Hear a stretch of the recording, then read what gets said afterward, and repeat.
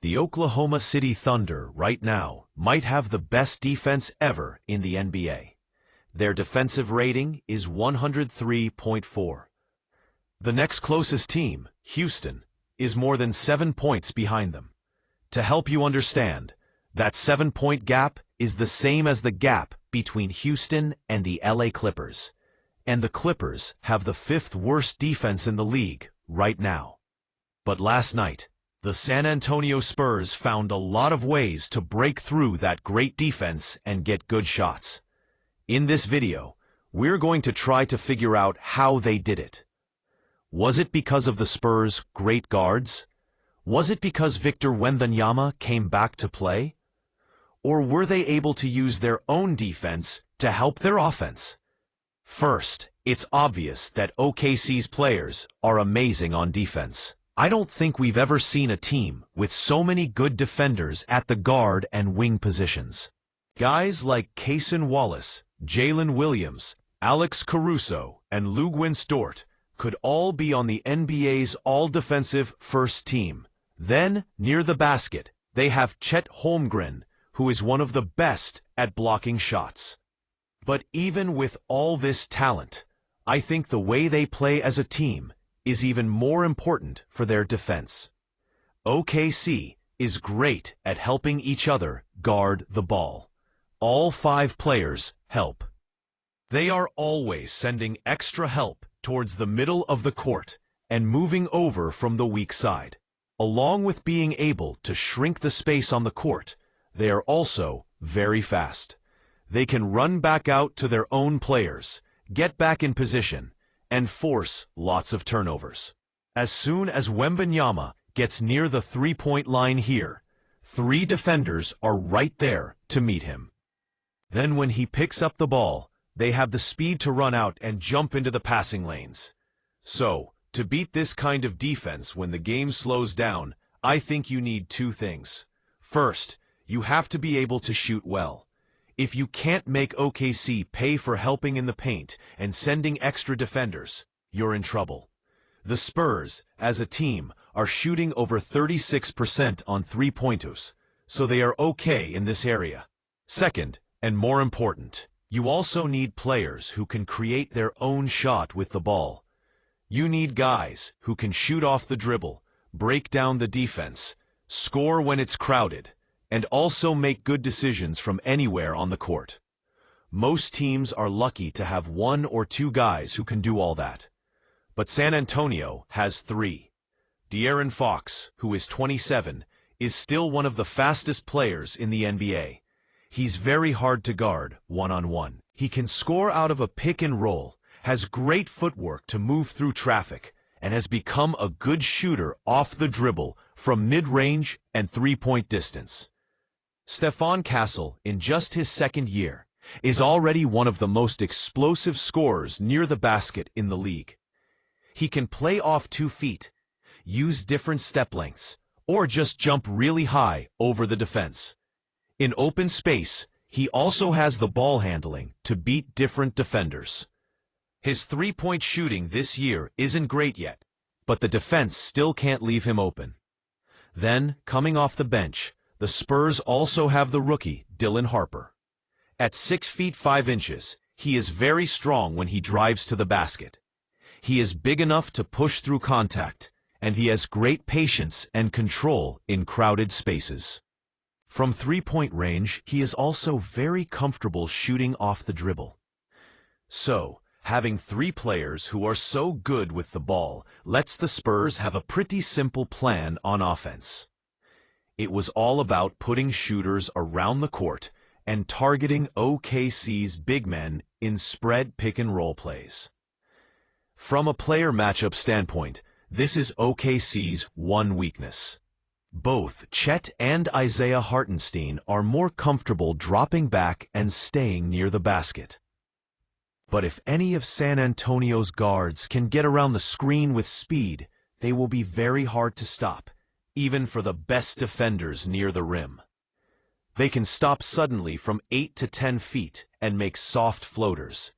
They can use their speed to weave through traffic and find an angle to score, or they can just stop and pop a three-pointer right after using the screen.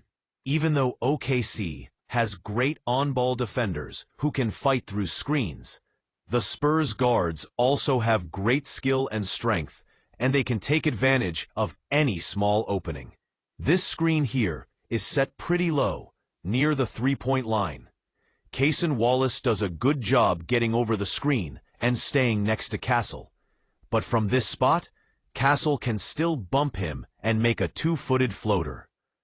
On this play, Wallace again does a good job pressing up and staying close. But with his body moving like this, Fox can lose him with a push, a crossover, and a quick pullback. The Spurs also made a special effort to target OKC's big men when they were away from the ball. Chet is here guarding a shooter in the corner. Fox makes him run out to guard him by just passing the ball over, which leads to Fox driving past him, getting into the paint, and creating an open three-pointer on the other side.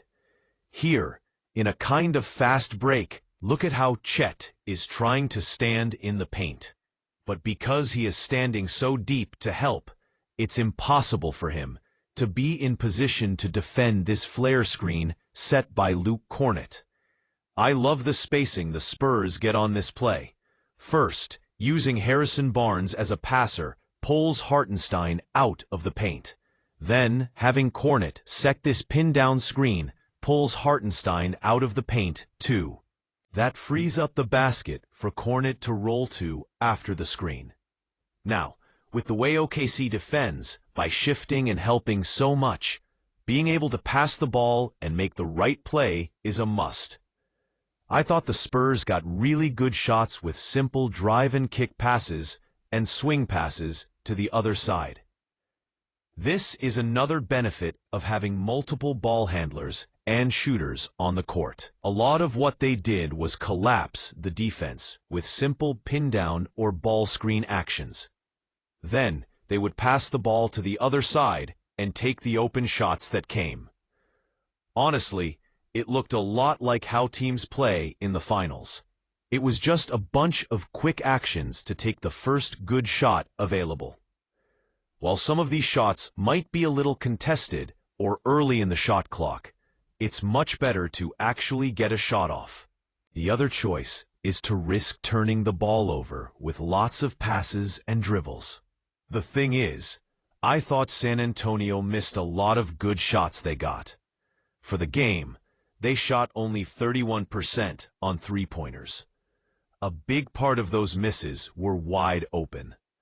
This is an action they ran a lot. As the defense shrinks down during an isolation play, they run a quick flare screen to get a shooter open on the weak side. I also thought Stephon Castle did a really good job of seeing the whole court and making passes to the opposite side. While many of these passes didn't lead to baskets, these are still the perfect passes to make against a defense that helps so much from the weak side. So that pretty much explains how the Spurs attacked OKC's defense in the half court. They used their great guard play to attack the Thunder's big men in the middle of the floor.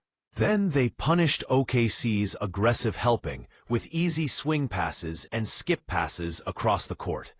Plus, they found ways to attack those big men when they were away from the ball, using different pin-down and flare screens. And because their team is full of ball handlers and shooters, they have the right players to attack those defensive shifts and get good shots. Now, no matter what your game plan is in the half court, getting stops against OKC and running in transition is a must. No matter who you are, it is always easier to score against a defense that isn't set and ready. I think San Antonio, specifically, has the players to be very dangerous in the open court. Again, they have multiple players who can drive to the basket and shooters. They can attack mismatches and put a lot of pressure on the rim. That will either lead to high-quality two-point shots or open three-pointers, which we all know are the best shots in basketball. Now, it's also important to remember that Victor Wembanyama played for 20 minutes and his impact was definitely felt. First, I thought he was very active on the offensive glass, getting rebounds. This was huge because when the Spurs were in a scoring drought, he kept them in the game by fighting for extra chances. In general, whenever Victor is on the court, he is a matchup problem. He has too many guard-like skills for any big man to handle in open space. If he catches the ball from 17 feet and in, it's either going to be an open shot or a foul. This was my favorite play of the whole game. He gets the ball against Jalen Williams, and watch him just turn and shoot over him, like he's playing against a younger player. The Spurs were also able to use Victor's gravity, the attention he draws, when he didn't have the ball to get shots. Look how the weak side here rotates over, because Victor is trying to post up Alex Caruso. That's just an automatic skip pass to the opposite corner for an open shot. Same thing here. Cason Wallace is helping down towards the paint, so that's just a simple swing pass for an open three-pointer for Fox. In general, I still think the Thunder are the best team in the NBA. Even with Wembanyama fully healthy, I would pick them to win a 7-game series against San Antonio. But at the same time, I don't think OKC is perfect. I think teams with enough shooting and passing can get good looks against them. And while OKC does have top-level players who can create shots in the half court, their three-point shooting as a team is not as good. Sometimes their offense can get stagnant and just focus on Shai Gilgeous-Alexander. And like we've seen in the past, it is very possible to slow this team down defensively, which will then help your own fast break offense even more. So again, I think OKC is the best team in the NBA, but the gap between them and others is closer than people think. Thank you so much for watching. You guys are the best. We're doing awesome. Please subscribe if you like the videos. Thank you again. See you in the next one. Have an awesome day.